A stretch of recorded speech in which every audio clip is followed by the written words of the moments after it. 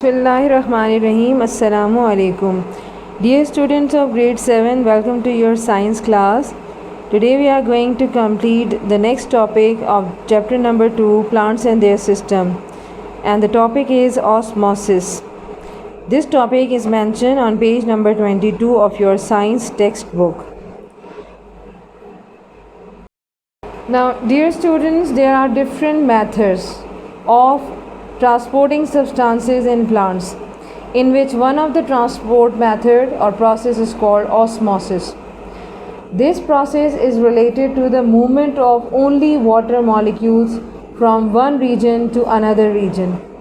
So in the definition of osmosis, we can find out that how does this water molecule or how do these water molecules move from one area or an area of high water concentration to an area of low water concentration. So the definition: the movement of water molecules from an area or region of high water concentration to an area of low water concentration across a partially permeable membrane is known as osmosis. यानी ये एक ऐसा process है जिसमें क्या हो रहा है कि इसमें ऑस्मोसिस के प्रोसेस में सिर्फ अगर कोई चीज़ मूव कर रही है एक जगह से दूसरी जगह, तो वो प्लांट्स के अंदर या किसी भी ऑर्गेनिजम्स के अंदर वाटर मॉलिक्यूल्स की मूवमेंट है, यानी वाटर मॉलिक्यूल एक जगह से दूसरी जगह हरकत कर रहे हैं या मूव कर रहे हैं। अब ये हरकत कहाँ से कहाँ हो रही है? ये हरकत हाई वाटर कॉन्सेंट्रेशन से लो वाटर कॉन्सेंट्रेशन की तरफ हो रही है, यानी जहाँ पर ये भी आप कह सकते हैं कि जहाँ पर वाटर कॉन्सेंट्रेशन जो है वो ज़्यादा है, वहाँ से ऐसी जगह जहाँ पर वाटर कॉन्सेंट्रेशन कम है की तरफ अगर वाटर मॉलिक्यूल्स हरकत कर रहे हैं, और ये हरकत किसके ज़रिए हो रही है? Across a partially permeable membrane, यानी किसी पार्शियली परमिएबल मेम्ब्रेन के ज़रिए ये मूवमेंट हो रही है। तो इस मूवमेंट को, इस ट्रांसपोर्ट प्रोसेस को ऑस्मोसिस कहा जाता है। Understand the phenomena of osmosis. A simple demonstration is in front of you in the form of this figure. For example, here I have made two regions in the form of these squares. Clear? So I am labeling it. This is the area 1, area number 1, and this is area or region number 2. So these are two regions or areas. Along with there is a middle portion, and it is representing the partially, that is this one, partially permeable membrane. और ये region आपको क्या indicate कर रहा है? जो दरमियान में है, it is only a membranous structure which is present between these two areas. So it is partially permeable membrane. So suppose आप ने शुगर सोल्यूशन लिया हुआ है, एंड शुगर सोल्यूशन को मैं रिप्रेजेंट कर देती हूँ रेड से। ये आपके sugar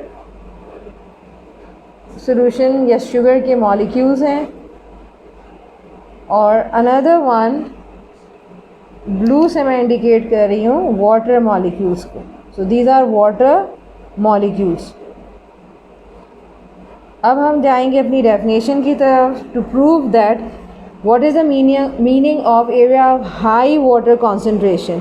So what is the meaning of area of high water concentration? के जहाँ पर पानी की मिकदार यानी अमाउंट ज़्यादा है, तो वो कौन सा रीजन है? Suppose this is area number 1। तो हमने यहाँ पर क्या करना है? एरिया 1 में वाटर की जो हमारे मॉलिक्यूल्स हैं, हम इसकी बहुत ज़्यादा तादाद बना देते हैं, बहुत ज़्यादा मिकदार में हम वाटर मॉलिक्यूल्स यहाँ पर बना देते हैं, जिससे हमें ये पता चल जाएगा कि ये वो रीजन है, वो एरिया है जहाँ पर वाटर मॉलिक्यूल्स ज़्यादा हैं, जिनकी हाई वाटर कॉन्सेंट्रेशन है। तो इस रीजन के अंदर क्या चीज़ है? इस रीजन के अंदर हाई वाटर की अमाउंट यानी कॉन्सेंट्रेशन मौजूद है। कॉन्सेंट्रेशन मीन अमाउंट मौजूद है। But on the other side in area number 2, region number 2, we can find that the movement जो आपकी यहाँ पर नज़र आएगी वाटर मॉलिक्यूल की, लेकिन बिफोर दिस हम यहाँ पर देखेंगे it contains the low water molecule. इसमें जो वाटर मॉलिक्यूल्स हैं उनकी तादाद इतनी ज़्यादा नहीं है, तो हमने फ्यू वाटर मॉलिक्यूल्स यहाँ पर बना दिए हैं। So this region indicates low water concentration, low water concentration. Now sugar solution की अब बारी है। शुगर सोल्यूशन हम क्या करेंगे? Sugar solutions are actually the solute particles which are dissolve in water. तो अब ने शुगर सोल्यूशन को रिप्रेजेंट करना है। इस एरिया में जो है शुगर सोल्यूशंस क्या हैं? इस एरिया में जहाँ पानी की मिकदार ज़्यादा है, शुगर सोल्यूशंस की तादाद हम कम बनाएंगे। Few sugar molecules are present. Sugar molecules हम यहाँ ड्रॉ कर रहे हैं। While on the other side we will make more number of sugar molecules. So यहाँ पर शुगर के मॉलिक्यूल्स की तादाद ज़्यादा है। Clear?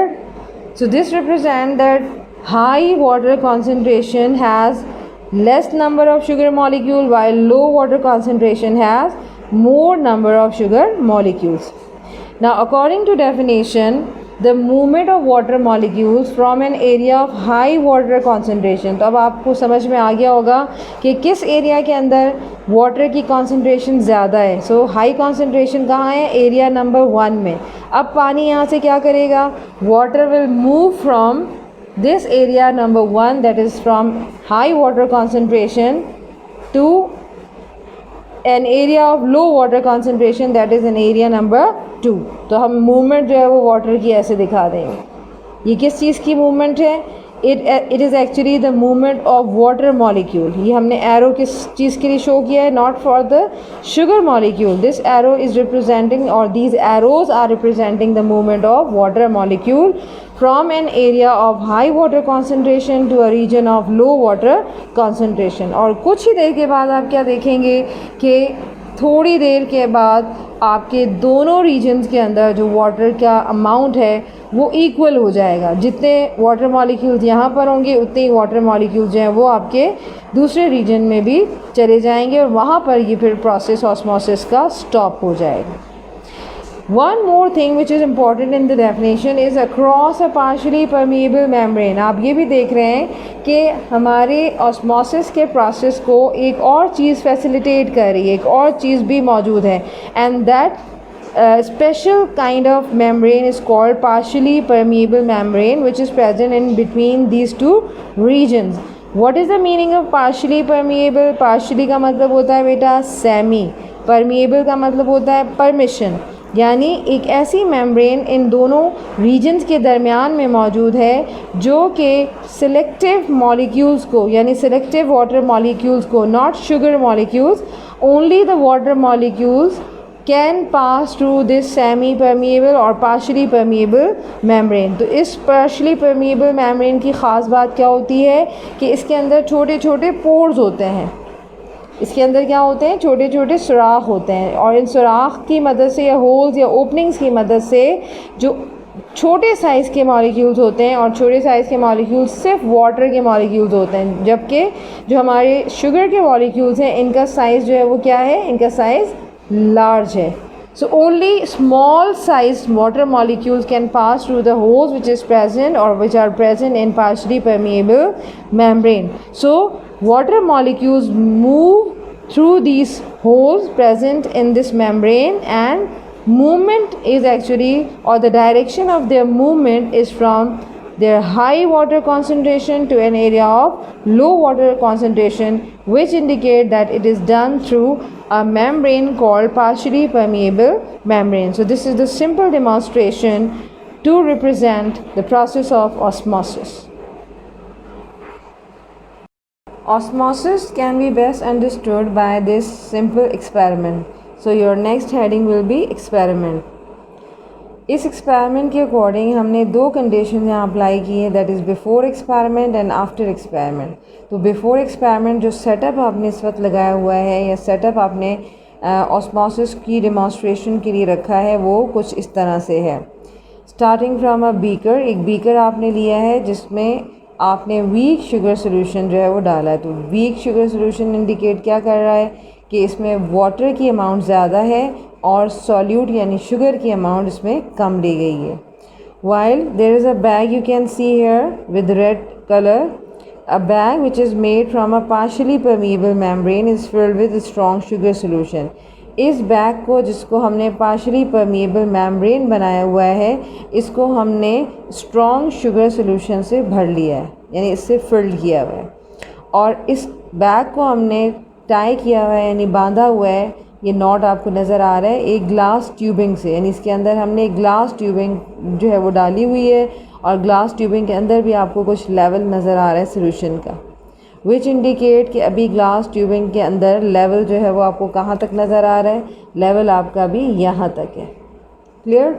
अब जैसे ही इस पूरे सेटअप में ऑस्मोसिस का अमल स्टार्ट होगा, ऑस्मोसिस का मतलब क्या है कि जब वाटर मॉलिक्यूल्स की मूवमेंट स्टार्ट होगी तो वो कहाँ से कहाँ होगी।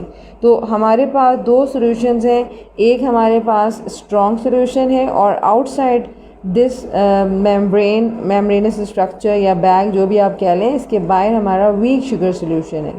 सो what happen after some time, हमको देखेंगे कि आहिस्ता आहिस्ता जो बाहर से हमारा जो वीक सॉल्यूशन है वो वाटर आहिस्ता आहिस्ता एंटर करना शुरू करेगा इस पार्शली परमिएबल मेम्ब्रेन के अक्रॉस बैग के अंदर, और इस तरीके से water molecules move from outside into the bag or which is made from a partially permeable membrane। तो अब हमने क्या देखा, यहाँ पर प्रोसेस क्या हो रहा है, ऑस्मोसिस बिगिंस, ऑस्मोसिस हमारी जो प्रोसेस है वो स्टार्ट हो गया है, and soon the liquid begins to rise up in the glass tubing. जैसे जैसे अब वाटर मॉलिक्यूल्स आपके कहाँ से, बीकर से आपके बैग के अंदर, यानी पार्शली परमेबल मेम्ब्रेन से क्रॉस होकर इस बैग के अंदर एंटर होते चले जाएंगे। एक वक्त ऐसा आएगा कि ग्लास ट्यूबिंग के अंदर जो पहले लेवल यहाँ था अब राइज करता हुआ तकरीबन यहाँ तक पहुँच जाएगा। तो लेवल जो है वो ग्लास ट्यूबिंग में आप यहाँ तक देख रहे हैं कि अब ये राइज़ कर चुका है। राइज़ का मतलब क्या है, राइज अप का मतलब है कि अब लेवल इसमें बढ़ चुका है, यानी आपका जो सोल्यूशन था वो आहिस्ता आहिस्ता बैग के अंदर, यानी बाहर से वीक शुगर सोल्यूशन से स्ट्रॉन्ग शुगर सोल्यूशन की तरफ मूव कर रहा है, जो कि इंडिकेट कर रहा है कि यहाँ पर कौन सी चीज़ है जो कि मूव कर रही हैं। ये कौन सी चीज़ है, ये आपके वाटर मॉलिक्यूल्स हैं। ये वाटर मॉलिक्यूल्स आपके पार्शली परमिएबल मेम्ब्रेन से गुजरकर बैग के अंदर दाखिल हो रहे हैं, और आहिस्ता आहिस्ता ग्लास ट्यूबिंग के अंदर जो सोल्यूशन का लेवल है वो बढ़ता चला जा रहा है, जो इंडिकेट ये कर रहा है that water molecules always move from there, that is the weak sugar solution, to the strong sugar solution। Or you can also say that water molecules can pass both ways across the membrane, but because there are more water molecules in the weak sugar solution than in the strong solution, that is strong sugar solution you can say, so water molecules will move from, कहाँ move करेंगे, from weak sugar solution to the strong sugar solution, and this goes on, ये उस वक्त तक होता रहेगा until both sides have the equal concentration, यानी दोनों तरफ जैसे ही वाटर की concentration equal हो जाएगी उस वक्त ये प्रोसेस स्टॉप हो जाएगा, ये इक्वल हो जाएगा, ये इक्वलाइज हो जाएगा। So this is the simple demonstration of osmosis. Another heading related to osmosis is that osmosis is a special kind of diffusion. Now both processes, that is osmosis and diffusion, are actually the transport processes. So how we can say that osmosis is a special kind of diffusion? Because in both processes movement of molecules occur. But if we will define diffusion, then what is diffusion? Diffusion is actually the movement or the transport process in which the movement of any kind of molecule, that is, it is related to the movement of any kind of molecules. While what is osmosis?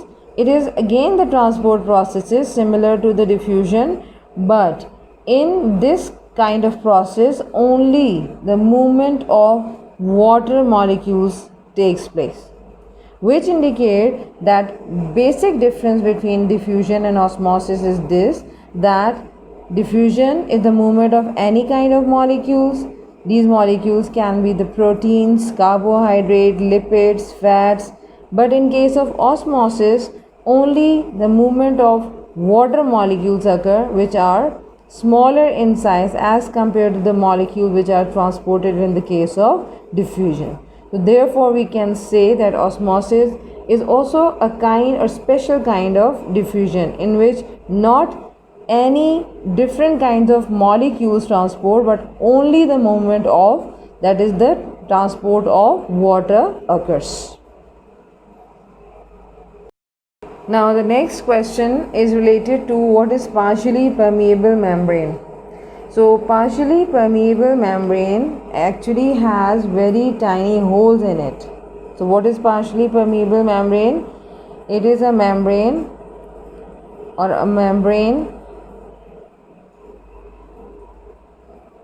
having or contains very small holes. Very small holes. Holes means opening. Very small holes in it, which allows or which permits, because partially permeable mean semi, half, permeable mean permission. So in it, which allows only some or selective molecules, only selective molecules or some molecules to pass through.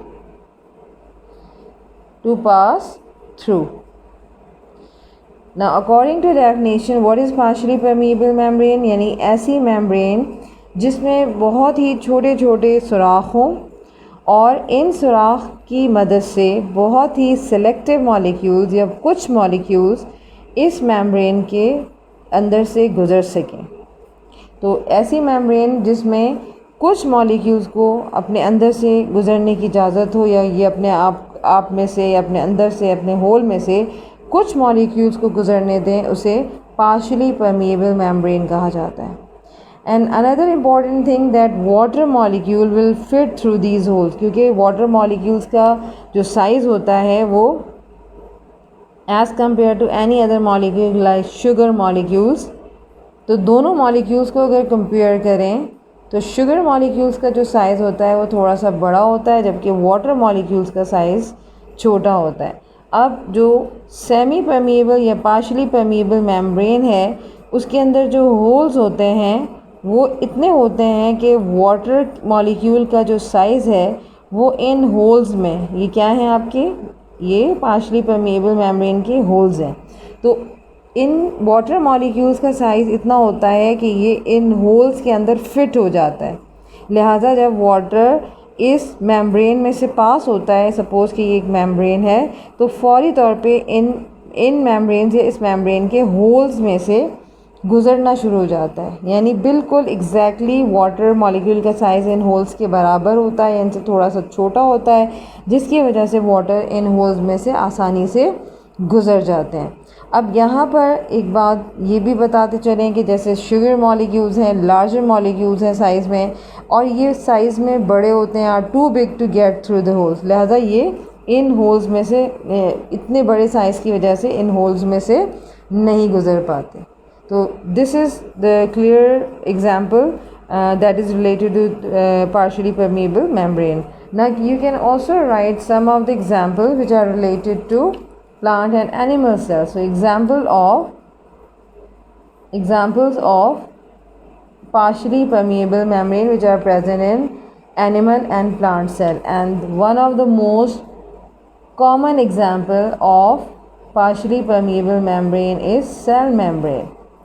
And cell membrane is basically that membrane which is present in plant as well as in animal cells, and it is called partially permeable because in case of plant cell it is present in the form of different, that is the outer boundaries of different organelles, while not only the cell membrane is the outer covering, but it also the outer covering or the double membranous structure of some of the organelles present in plant and animal cell.